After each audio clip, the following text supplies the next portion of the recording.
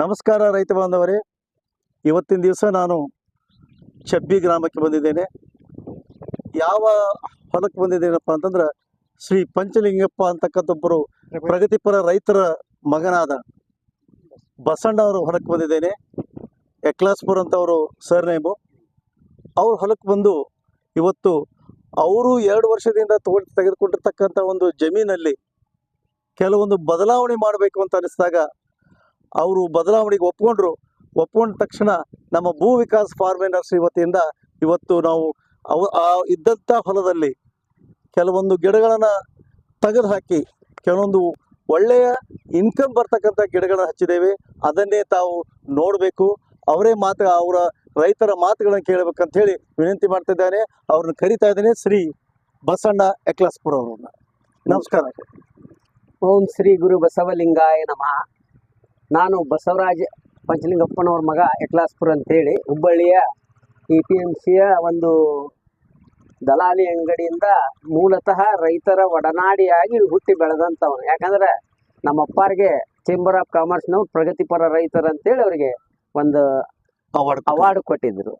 ಅವರ ಮಗನಾಗಿ ನಾವು ಏನಾರ ಒಂದು ಸಾಧನೆ ಮಾಡ್ಬೇಕಂತ ಹೇಳಿ ಇಲ್ಲಿ 2024ರಲ್ಲಿ ನಮ್ಮ ಪ್ರಕಾಶ್ ಬಾಪನವ್ರು ನಮ್ಮನ್ನು ಕರ್ಕೊಂಬಂದಿದ್ರು. ಇಲ್ಲಿ ಒಬ್ರು ಸ್ವಾಮಿಗಳಿದ್ರು, ಅವ್ರು ಕರ್ಕೊಂಬಂದ್ರು. ಅಲ್ಲೊಂದು 2-3 ಹೊಲ ನೋಡಿದ್ವಿ. ನಮ್ಗಿದು ಅಗದಿ ಅವ್ರು ಮಾಡಿದಂತಹ ಒಂದು ತೋಟನ, ರೆಡಿಮೇಡ್ ತೋಟನ ನಾವು ಖರೀದಿ ಹಿಡಿದ್ವಿ.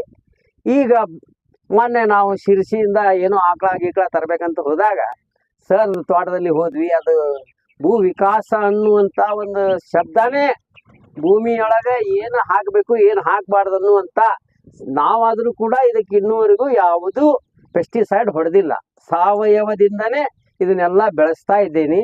ಇವ್ರು ಬಂದ ಮೇಲೆ ಇನ್ನಷ್ಟು ನನಗೆ ಉತ್ಸಾಹ ಆಗಿ ಇವರು ಇದರೊಳಗೆ ಒಂದಿಷ್ಟು ಬದಲಾವಣೆ ಮಾಡೋಣ, ಇವು ನಿಮ್ಮ ಒಂದು ಸ್ವಲ್ಪ ಹತ್ತಿರದ ಅನ್ನೋದಕ್ಕೆ ಇವ್ರೇನು ಹೇಳಿದ್ರು ಸರ್, ಇನ್ನು 400 ಗಿಡ ದಾಲ್ಚಿನ್ನಿ, ಪಯಾಣಿ, ಕಾಳುಮೆಣಸು, ಧೂಪ ಇವನ್ನೆಲ್ಲ ಇದ್ರೊಳಗೆ ಇವತ್ತು ಈ ನಮ್ಮ ರಾಜು ಮತ್ತು ಅವ್ರು ಕೂಡಿ ಆನಂದ ಕೂಡಿ ಎಲ್ಲ ಇವತ್ತು ಸೆಟಪ್ ಮಾಡಿ ಕೊಟ್ಟಿದ್ದಾರೆ. ಅದಕ್ಕೆ ಪ್ರಥಮದಲ್ಲಿ ನಮ್ಮ ಇವ್ರು ಪಾಟೀಲ್ ಭೇಟಿ ಮಾಡಿಸಿದ್ರು. ಇವ್ರಿಗೆ 72 ವರ್ಷ. ಇಲ್ಲೇ ಅವ್ರದ್ದು ಒಂದು ಗುಡ್ಡದ ಹುಲಿ ಕಟ್ಟಿ ಒಳಗೆ ಅವ್ರ ತೋಟ ನೋಡಿಬಿಟ್ರೆ ಒಂದು ಜಂಗಲ್ನಲ್ಲಿ ಹೋದಂಗೆ ಆಗ್ತದೆ. ಆ ಅನುಭವನ ನಮ್ಮಲ್ಲಿಯೂ ಬರ್ಬೇಕನ್ನುವಂಥ ಒಂದು ನಾವು ವ್ಯಕ್ತಪಡಿಸಿದಾಗ ಸರ್ ಬಂದು ಅವರು ತಮ್ಮ ಯಾವುದೇ ಫಲಾಪೇಕ್ಷೆ ಇಲ್ಲದೆ ಇವತ್ತು ಬಂದು 2ನೇ 3ನೇ 4ನೇ ಸಲ ಬಂದು ಎಲ್ಲಿ ತೆಗ್ಗಿರ್ಬೇಕು, ಎಷ್ಟು ಮೀಟರ್ ಇರಬೇಕು ಅನ್ನುವಂಥ ಎಲ್ಲ ಮಾಹಿತಿಯನ್ನ ಇವರಿಬ್ಬರೊಳಗೆ ನಮಗೆ ಹಂಚಿಕೊಂಡು ಇದಕ್ಕೆಲ್ಲ ಮಾರ್ಕಿಂಗ್ ಮಾಡಿ ಅವರಿಗೆ ನಾನು ಎಷ್ಟು ಚಿರವಣಿ ಆದರೂ ಕೂಡ, ಯಾಕಂದ್ರೆ ನಮ್ಮ ಮನೆ ಮೊಮ್ಮಕ್ಕಳ ಕಾಲಕ್ಕೆ ಬರುವಂಥ ಒಂದು ಉತ್ತಮವಾದ ತೋಟವನ್ನ ಮಾಡಿಕೊಡುವಂಥ ಇಚ್ಛಾಶಕ್ತಿಯಿಂದ ಇವರು ಮಾಡ್ತಾ ಇದ್ದಾರೆ ಇವತ್ತು. ಅದಕ್ಕೆ ಈ ಇಚ್ಛಾಶಕ್ತಿ, ನಾವು ಅದಕ್ಕೆ ಏನು ಗೊಬ್ಬರ ಎಂಥದ್ದು ಹಾಕಬೇಕು, ಏನು ಹಾಕಬೇಕು ಅನ್ನೋದನ್ನ ಎಲ್ಲ ಹೇಳಿಕೊಟ್ಟಿದ್ದಾರೆ.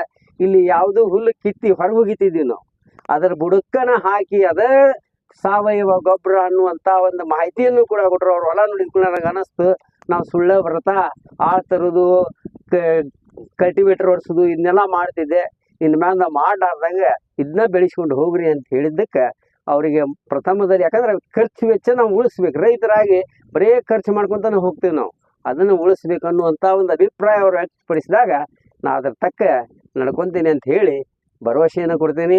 ಅವರಿಗೆ ನಮ್ಮ ಎಕ್ಲಾಸ್ಪುರ್ ಪರಿವಾರದಿಂದ ತುಂಬ ಹೃದಯದ, ಯಾಕಂದ್ರೆ ಮುರುಗೇಶನ್ನವ ನಮ್ಮ ಮಂತನದ ಎಲ್ಲ ರೈತಾಪಿಗಳ ಕೂಟ ಒಡ್ನಾಡ್ದಾಗ ಒಂದು 50 ಎಕರೆ ಜಮೀನು ಗದಗ ರೋಡ್ನಾಗ ನಮ್ಮದು.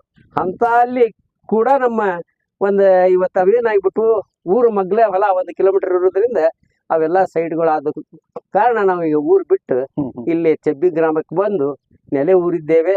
ಇಲ್ಲಿ ತೋಟವನ್ನು ಖರೀದಿ ಹಿಡಿದಿದ್ದೇವೆ. ಇದು ಇಂಪ್ರೂವ್ಮೆಂಟ್ ಮಾಡಬೇಕು ಅನ್ನುವಂಥ ತಮ್ಮ ಇಚ್ಛಾಶಕ್ತಿಗೆ ನಾನು ಕೈ ಜೋಡಿಸಿ ಇದನ್ನು ಬೆಳೆಸುವಂಥ ಕೆಲಸ ಮಾಡ್ತೀನಿ ಅಂತೇಳಿ ಹೇಳಿ ಲಿಂಗದೇವರಿಗೆ ಮತ್ತು ಸರ್ಗೆ ನನ್ನ ಅನಂತ ನಮಸ್ಕಾರಗಳನ್ನ ತಿಳಿಸ್ತೀನಿ. ಹಾಗೆ ಇಲ್ಲಿ ಒಟ್ಟು ಟೋಟಲ್ ಸ್ನೇಹಿತರೆ, ಇಲ್ಲಿ ಪ್ರಿಯ ಬಾಂಧವರು, ಇಲ್ಲಿ ಒಂದು 2.5 ಎಕರೆಯಲ್ಲಿ ನಾವು ಒಂದು 450 ಪಯಾನಿ ಗಿಡ ಹಚ್ಚಿದ್ದೇವೆ, 150 ಧೂಪದ ಗಿಡ ಹಚ್ಚಿದ್ದೇವೆ, ಹಾಗೆ 250 ದಾಲ್ಚಿನ್ನಿ ಗಿಡ ಹಚ್ಚಿದ್ದೇವೆ. ಇದು ಏನು ಬದಲಾವಣೆ ಆಗ್ತದೆ ಅಂತಂದರೆ, ಎಲ್ಲ 3 ವರ್ಷಕ್ಕೆ ಇನ್ಕಮ್ ಬರ್ತದೆ. ಅಡಿಕೆಗಿಂತ ಜಾಸ್ತಿ ಇನ್ಕಮ್ ಕೊಡ್ತಕ್ಕಂಥ ಬೆಳೆಗಳಿವೆ ಎರಡು. ಯಾಕಂದ್ರೆ ದಾಲ್ಚಿನ್ನಿ 3ನೇ ವರ್ಷಕ್ಕೆ ಮೊಗ್ಗು ಬರ್ತದೆ, ಎಲೆ ಬರ್ತದೆ ಮತ್ತು ಚಕ್ಕೆ ಬರ್ತದೆ. ಅದ್ರ ಜೊತೆಗೆ ಪಯಾನಿ ಕೂಡ ಇನ್ನು 1 ವರ್ಷದಲ್ಲಿ ಅದಕ್ಕೆ ನಾವು ಕಾಳು ಮೆಣಸನ್ನು ಅಂಟಿಸ್ತೀವಿ. ಆ ಕಾಳು ಮೆಣಸು ಕೂಡ 3ನೇ ವರ್ಷಕ್ಕೆ ಇನ್ಕಮ್ ಸ್ಟಾರ್ಟ್ ಆಗ್ತದೆ. ಈ ಥರ ಧೂಪದ ಗಿಡನೂ ಕೂಡ ನಾವು ಅದಕ್ಕೂ ಕೂಡ ಕಾಳು ಮೆಣಸು ಹಚ್ತೀವಿ. ಅದು 5ನೇ ವರ್ಷದಿಂದ ಅದ್ಭುತವಾದ ಲಾಭವನ್ನು ಅದು ಕೂಡ ಕೊಡ್ತದೆ. ಹೀಗಾಗಿ ಈ ಒಂದು ಮೊದಲು ನಾವು ಆಗ ಬಂದು ನೋಡಿದಾಗ ಎಗ್ಲಾಸ್ ಹೊರ ಹೊಲ ನೋಡಿದಾಗ ಸರ್ ಇದು ಸ್ವಲ್ಪ ಬದಲಾವಣೆ ಮಾಡೋಣ ಅಂತ ಹೇಳಿದ್ರೆ ಭಾಳ ಖುಷಿಯಿಂದ ಅವ್ರು ಒಪ್ಕೊಂಡ್ರು. ನೀವೇನು ಮಾಡ್ತೀರಿ ಮಾಡಿರಿ ಅಂದಾಗ ನಮ್ಗೆ ಭಾಳ ಖುಷಿ ಆಯಿತು. ಇದನ್ನು ಒಂದು ಬದಲಾವಣೆ ಮಾಡಿದ್ದೇವೆ. ಕೆಲವೇ ದಿವಸಗಳಲ್ಲಿ ಅವ್ರಿಗೆ ಅನಿಸ್ತದ ಇಂಥ ಒಂದು ಬದಲಾವಣೆ ನಾವು ತಂದಿದ್ದಕ್ಕೆ ಭಾಳ ಖುಷಿ ಆಗ್ತದ ಈ ರೈತರಿಗೆ ಅನಿಸ್ತದ. ಅದಕ್ಕೆ ನಮ್ಮ ಯಕ್ಲಾಸ್ಪುರ ಅವರು ತಾವು ಮತ್ತೊಂದು ಸಲ ರೈತರಿಗೆ ತಾವು ಏನು ಹೇಳ್ತೀರಿ ನಮ್ಮ ಭೂ ವಿಕಾಸ ನರ್ಸರಿಯಿಂದ ಸಪೋರ್ಟ್ ತೊಗೊಂಡ್ರೆ ತಾವು ಬೆಳೆ ಬೆಳಿಬೋದು ಅನ್ನೋದು ನಮ್ಮೆಲ್ಲ ರೈತರಿಗೆ ತಾವು ತಿಳಿಸ್ಬೇಕಂತ. ನಂದು ಈ ಹೊಲ ಬಂದಾಗ ಹೆಂಗಿತ್ತಪ್ಪ ಅಂತಂದ್ರೆ ಸರ್ ಹೇಳ್ದಂಗೆ ಒಂದು ನಮೂನಿ ಇಳಿಜಾರಿಕೆ ಬಂಡಿ ಇದ್ದಂಗಿತ್ತು. ಸರ್ ಹೇಳಿದಾಗ ನೀರು ನಿಂದ್ರಿಸುವಂಥ ಒಂದು ಏನು ಕಾಲುವೆಗಳಗತೆ ಆಗಬೇಕು ಅನ್ನುವಂಥ ಒಂದು ಇಚ್ಛಾಶಕ್ತಿಯಿಂದ ಎಲ್ಲಿ ಬೇಕಲ್ಲಿ ಬೋರು ನೀರು ನಿಂದ್ರಿಸಿದ್ರೆ ಎಷ್ಟು ನೀರು ಮೊದ್ಲು 1 ತಾಸಿನಾಗ ನಮ್ಮ ಬೋರ್ ಬಂದ್ ಆಗ್ತಿತ್ತು. ಇವತ್ತು ಮುಂಜಾನಿಂದ ಸಂಜೆ ಮಟನೂ 4-5 ಗಂಟೆ ಮಟ ಹೊಡೆದ್ರು ನೀರು ಕಡಿಮೆ ಆಗಲಾರ್ದಂಥ ಬೋರು ಡೆವಲಪ್ಮೆಂಟ್ ಆಗಿದೆ. ರೈತರಿಗೆ ಇದನ್ನ ತಿಳಿಪಡಿಸ್ತೇವೆ. ಯಾಕಂದ್ರೆ ನಮ್ಮ ನೀರು ಮತ್ತೊಬ್ಬರು ಹೊರಗೆ ಹೋಗ್ಲಾರ್ದಂಗೆ ಬಿಡ್ಲಾರ್ದಂಗೆ ನೀರು ಮೊದ್ಲು ಸ್ಟಾಕ್ ಮಾಡ್ಕೊಂಡೆ ಅಂದ್ರೆ ಭೂಮಿ ತಾನ ಫಲವತ್ತತೆಯಿಂದ ಬೆಳಿತೈತಿ. ನಮ್ಮ ಒಂದಿಷ್ಟು ಪುಂಗ್ನೂರಿಂದ ಆಕಳ ತಂದಿದ್ದೀನಿ, ಅದರ ಸೆಗಣಿ, ಅದರ ಗೊಂಜಲ ಇದನ್ನೆಲ್ಲ ಹಾಕಿ ಸಾವಯವದೊಳಗೆ ಬೆಳೆಸುವಂಥ ಎಲ್ಲ ರೈತರು ಹಿಂಗೆ ಮಾಡ್ಬೇಕು. ಯಾಕಂದ್ರೆ ಇವತ್ತು ನಮ್ಮ ದನ ಕರುಗಳನ್ನ ನಾವು ಎಲ್ಲೆಲ್ಲೋ ಬಿಟ್ಟಿದ್ದೀವಿ. ಅವನ್ನ ಒತ್ತಟಿಗೆ ಕಟ್ಟಿ ಏನಾರ ಮಾಡಿ ಅದಕ್ಕೆ ಎಷ್ಟೋ ಆಗಲಿ ಕೈಲಾದಷ್ಟು ಅದಕ್ಕೆ ಬೆಳೆಸಿ ಅದನ್ನು ಉಳಿಸ್ಕೋಬೇಕು. ಯಾಕಂದ್ರೆ ಅದು ಉಳಿತಂದ್ರೆ ನಮ್ದು ಜಮೀನು ಉಳಿತಾವ.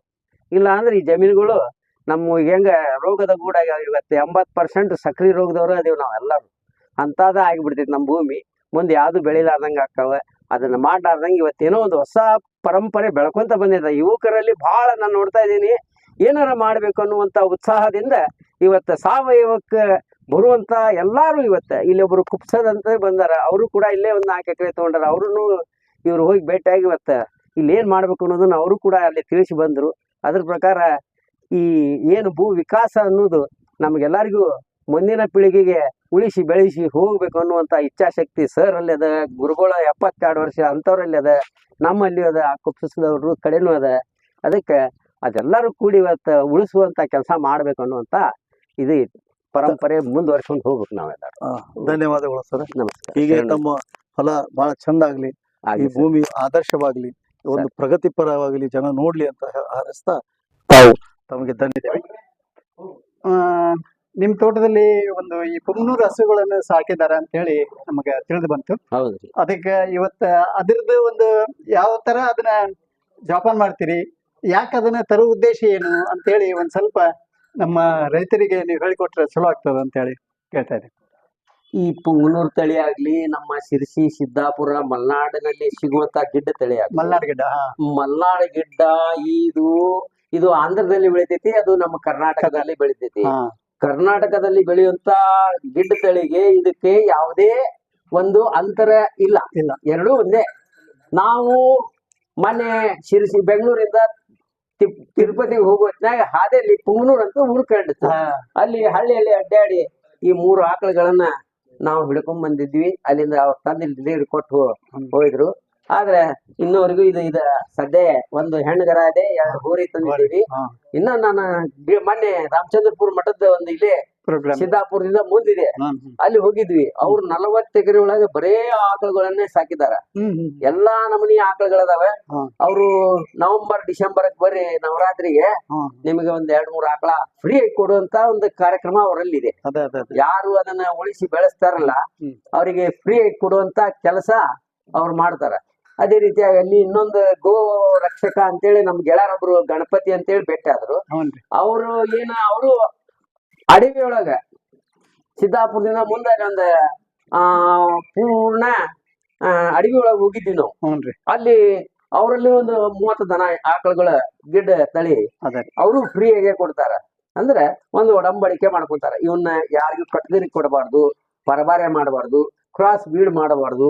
ಈ ನಮ್ಮ ತಳಿಯನ್ನ ಉಳಿಸಿ ಬೆಳೆಸುವಂತ